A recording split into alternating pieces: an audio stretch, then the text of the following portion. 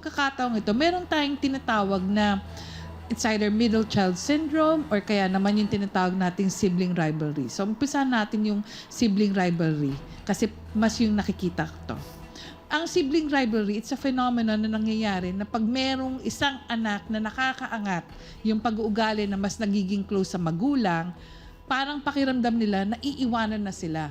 So, nagiging competition ngayon yung sinasabi na pagmamahal na gusto nyo, na pare-parehas na kung ano yung natatanggap ng isa, ganito rin. Pero, tignan nyo maigi, sino ba ang malapit na nakatira dun sa bahay ng nanay nyo?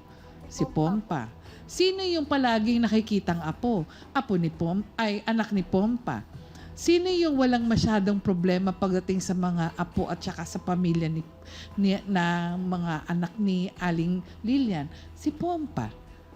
Kayo, anong binibigay nyo? Problema. So, sa tingin nyo, paano matutuwa yung magulang nyo kung puro ganun ang nakikita?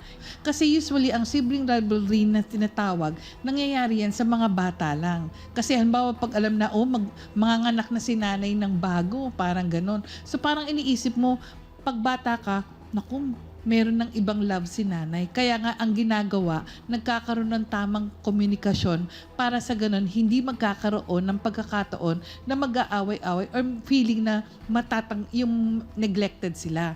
Kasi, ultimo yung nanay magsasabi na, ikaw magiging kuya, ikaw magiging ate, eto responsibilidad mo. So, sana intindihin yung maigi rito. Tama si nanay na sinasabi ni Aling Lilian na, lahat kayo mahal. Pero kayo na rin ang nagsasabi kung bakit kayo lumalayo.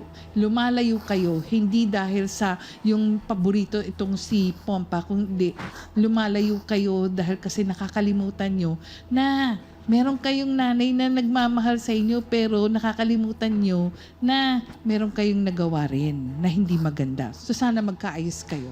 Harapin mo